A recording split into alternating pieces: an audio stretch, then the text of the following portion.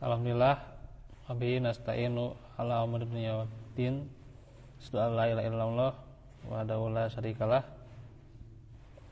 wa asyhadu anna Muhammadan abduhu wa rasuluh. Alhamdulillah, ikhwatu fillah, kembali lagi dalam majelis ilmu setelah beberapa hari. Yang hari ini temanya seputar kekayaan yang sebenarnya, kekayaan yang sungguhnya, kekayaan hakiki ya. Yang tentunya sangat penting bagi seorang muslim, karena tentunya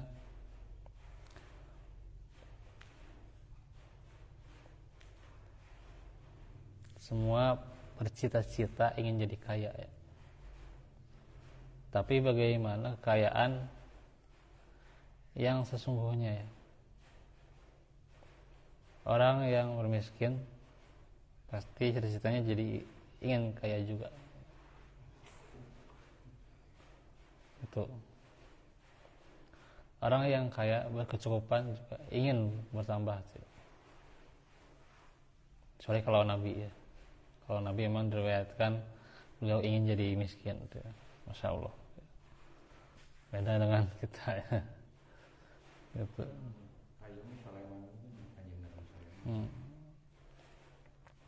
Jadi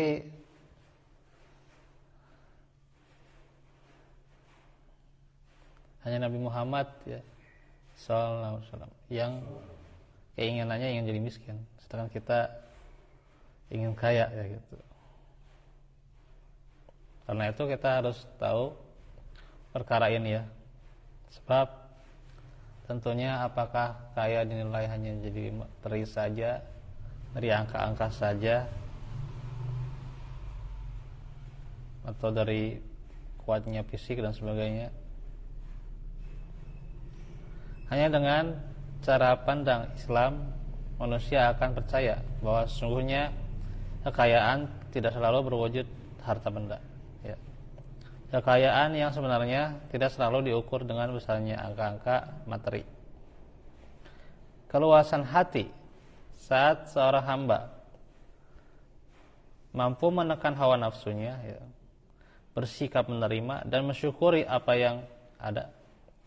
Justru Rasulullah sallallahu alaihi wasallam bersabda ya, yang menyatakan kekayaan sebenarnya di dalam sebuah hadis dari Abu Hurairah radhiyallahu anhu, bahwasanya hakikat itu, kekayaan itu ya, bukan pada banyaknya harta benda ya. Bukan pada harta benda. Akan tetapi ginan nafs ya. Kekayaan itu adalah al-ghina itu kekayaan hati ya. Jadi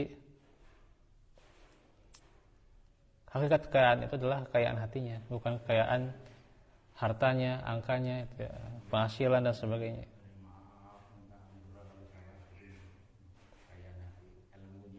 Iya. Jadi itu hakikat kekayaan. Hadis riwayat Bukhari dan Muslim. Ibnu Battal mengatakan, hadis ini bermakna bahwa kekayaan yang hakiki bukan pada harta yang banyak. Karena banyak orang yang Allah luaskan harta padanya, namun ia tidak merasa cukup ya. Pasti yang namanya ingin dia nambah-nambah lagi ya, karena sudah kaya ingin nambah lagi terus ya. Ya. Dengan pemberian itu ia terus bekerja untuk menambah hartanya. Ia hingga tidak peduli ya dari mana lagi harta itu didapatkan. Jadi apakah mau haram mau halal kan dia labrak saja itu. Iya. Iya. Mau dengan cara riba, mau dengan cara apa gitu kan, yang penting dia menambah gitu kan. Nah itu. Inilah bagaimana orang sudah hartanya itu jadi fitnah ya.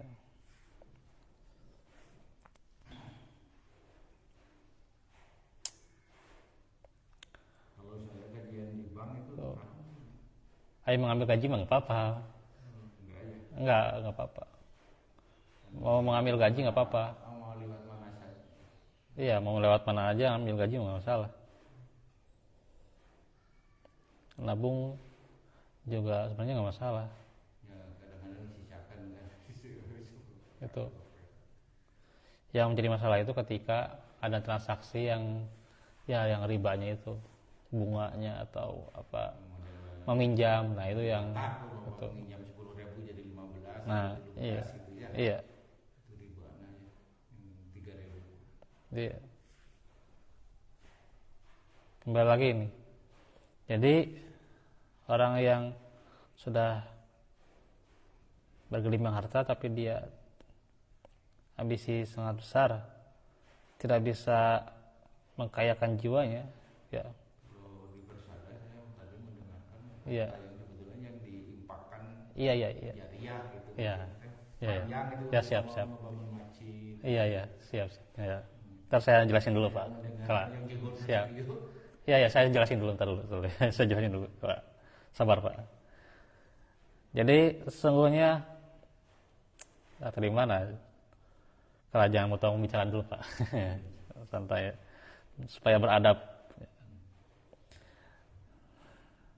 Jadi orang yang benar-benar nih, dia itu tidak peduli hartanya dari mana. Jadi katakan bahwa kalau menurut Islam dia itu sebenarnya bukan kaya tapi miskin sebenarnya. Disebabkan karena ambisinya yang sangat besar ya. Kan dia miskin jadi karena ambisinya gitu. Oleh karena itu kekayaan sesungguhnya adalah kekayaan jiwa. Orang yang merasa cukup dengan pemberian Allah tidak terlalu berambisi untuk menambah hartanya dan terus-menerus mencarinya, maka berarti ia orang yang kaya tuh. Kata Al-Qurtubi, hadis ini bermakna bahwa harta yang bermanfaat, agung dan terpuji adalah kekayaan jiwa. Dengan demikian, tidak selalu harta benda yang banyak itu mendatangkan kebahagiaan. Ada justru malah harta yang banyak mendatangkan kegundahan, ya, kebingungan,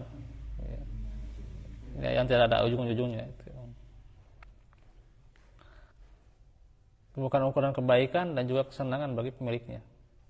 Kekayaan yang sebenarnya adalah sesuatu yang manusia rasakan pada hatinya. Hatilah yang menentukan seseorang menjadi senang atau sengsara, yaitu ukurannya hati. Kaya atau miskin dan bahagia atau sedih. Pangkalnya di mana? Dalam hati, bukan pada hartanya, bukan pada materinya.